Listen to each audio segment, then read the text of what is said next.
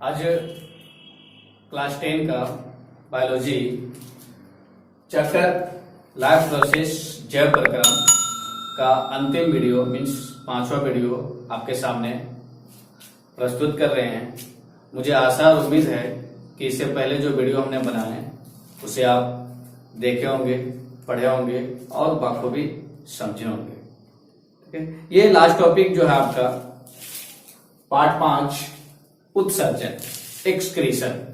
इससे पहले हम आपको बताए थे जैव प्रक्रम क्या है, इसके बाद मानवों और जंतुओं में या पादपों में पोषण की क्रिया किस प्रकार से होती है, श्वसन की क्रिया किस प्रकार से होती है, वहन की क्रिया किस प्रकार से होती है, और लास्ट आपको हम बताते हैं कि जंतुओं और पादपों में उत्सर्जन की क्रिया किस प्रकार से होती है।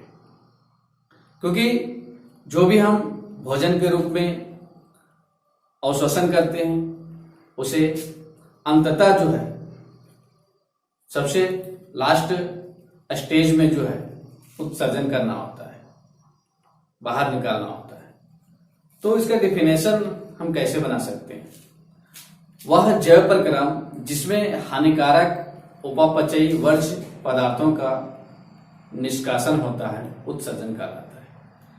जो भी हमारे शरीर के अंदर वर्ज्य पदार्थ है उसे हम बाहर करते हैं, वह प्रक्रिया जो है वो उत्सर्जन कहलाता है। आप देख सकते हैं कि हमने एक चित्र बनाया है, फिगर बनाया है, जो मानव उत्सर्जन तंत्र है। इसमें से दोनों ओर जो है किडनी बनाए हैं, बायां वृक्क लेफ्ट किडनी, दायां वृक्क राइट किडनी, मूत्रवाहिनी, मूत्राशय और मूत्रमार्ग। तो मानव के उत्सर्जन तंत्र में एक जोड़ा वृक्क, एक जोड़ा क्या होता है? वृक्क, इसको इंग्लिश में हम किडनी कहते हैं। एक मूत्रवाहिनी नली, इसको इंग्लिश में यूरेटर्स बोलते हैं। एक मूत्राशय, इसको इंग्लिश में यूरिनरी ब्लैडर कहते हैं। और एक मूत्रमार्ग, जिसको हम इंग्लिश में यूरेथ्रा कहते हैं। ये सभी जो है, ठीक है, मानव उत्सर्जन तंत्र के अंग है। वृक्क जो है, किडनी जो है, उदर मीन्स पेट, पेट में रीढ़ की हड्डी, ये जो पीछे वाला रीढ़ की हड्डी है, इसके दोनों कह सकते हैं हम यहां स्थित होते हैं।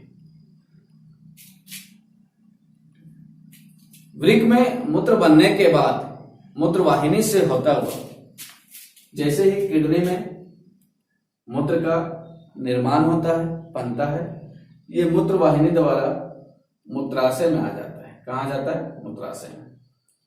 और ये मूत्राशय में तब तक रहता है, मूत्राशय में तब तक रहता है जब तक कि मूत्र मार्ग द्वारा यह जो अपशिष्ट पदार्थ बाहर ना हो जाए। तो ये बहुत ही सिंपल सी प्रक्रिया है कि ये मूत्र का है। इसी प्रकार से जो बचे हुए भोजन जो वर्ज्य पदार्थ के रूप में हो जाता है उसे हम गुदा द्वारा बाहर कर देते हैं।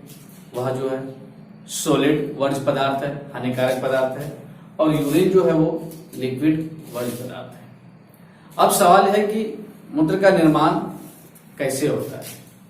तो जब फुफ्फुस में कार्बन डाइऑक्साइड रुधिर से अलग हो जाता है, जब फुफ्फुस में कार्बन डाइऑक्साइड रुधिर से अलग हो जाता है, जबकि नाइट्रोजनी वर्ज्य पदार्थ, नाइट्रोजनी वर्ज्य पदार्थ जैसे यूरिया या यूरिक अम्ल वृक्क में रुधिर से अलग होकर, वृक्क में जो है रुधिर से अलग होकर मूत्र का निर्माण हो जाता है या मूत्र बन जाता है। तो बहुत ये सिंपल वे था, ठीक है, जिसमें से शरीर के अंदर से द्रवित हानिकारक पदार्थ को निकालने की ये प्रक्रिया है। इसके बाद एक वर्ड है अपोहन। अपोहन क्या है? अपोहन तो जब हमारे शरीर में एक किडनी जो है काम करना बंद कर देते हैं किसी कारण से, ये काम करना कब बंद करते हैं?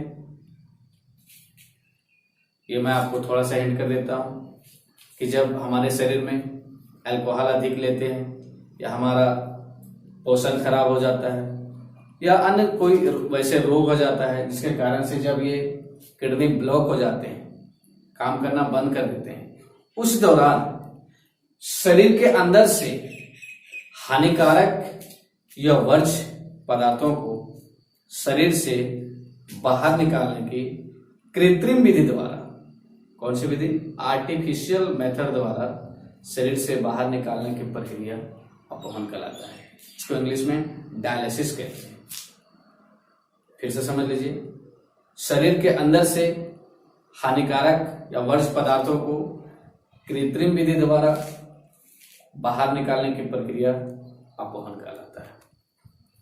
अब है कि पादपों में उत्सर्जन कैसे होता है। तो पादप उत्सर्जन के लिए जंतुओं से विभिन्न युक्ति को अपनाते हैं। जरूरी नहीं है कि जो युक्ति हम अपना रहे हैं वह युक्ति वो भी अपनाएंगे, और युक्ति विभिन्न अपनाने का कारण भी है क्योंकि हम जो है भोजन स्वयं ना बनाते हैं, जबकि पेड़ पौधे अपना भोजन स्वयं बनाते हैं। तो उसकी जो पोषण की प्रक्रिया है, उसकी जो श्वसन की प्रक्रिया है, हमारा जो भोजन और श्वसन की प्रक्रिया है वो उनसे अलग है। तो सिंपल सी वे है कि अगर हमारा वहन का जो पोषण का जो सिस्टम अलग है तो उत्सर्जन का अलग होगा। पादपों में पोषण का सिस्टम अलग है तो उत्सर्जन का ही होगा। तो पादपों में आखिर उत्सर्जन किस प्रकार से होती है? तो प्रकाश संश्लेषण के दौरान जो है ऑक्सीजन का रिलीज होना पौधों के लिए वह वर्ज्य पदार्थ है, क्योंकि ऑक्सीजन को पुनः अवशोषण नहीं कर सकते हैं, इसलिए पौधों के लिए ऑक्सीजन जो है वो वर्ज्य पदार्थ है। इसके साथ साथ आप देखते होंगे कि पौधों में वाष्पोत्सर्जन की क्रिया होती है। तो वाष्पोत्सर्जन की क्रिया भी जो है पौधों के लिए वर्ज्य पदार्थ है, हानिकारक पदार्थ है। तो वाष्पोत्सर्जन के द्वारा जो है वर्ज्य पदार्थ को निष्कासित करते हैं। इसके अलावा पत्तियों का गिरना, पत्तियों का मुरझा जाना या गिर जाना, जब पत्ती सूखी हो जाती है तो वो उनके लिए बेकार पदार्थ हो जाता है, अपशिष्ट पदार्थ हो जाता है, उसको झाड़ देते हैं। और पत्तियों का गिरना पादपों के लिए वर्ज्य पदार्थ है। और अंततः रेजिन तथा गोंद, गोंद आप नाम सुने होंगे, चिपचिपा पदार्थ होता है गाढ़ा जो चिपकाने के काम में आता है। वो रेजिन तथा गोंद जो है वो पादपों का अपशिष्ट पदार्थ है। तो ये 3-4 प्रक्रिया ऐसे हैं जो पौधों में अपशिष्ट होते हैं और उनको अपने अनुसार जो है उसको निष्कासित करते हैं, और इस प्रकार से जो है पादपों में उत्सर्जन की क्रिया समाप्त होती है।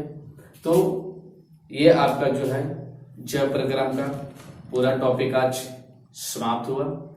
मुझे आशा और उम्मीद है कि ये भी वीडियो आप देखकर समझने का प्रयास करेंगे।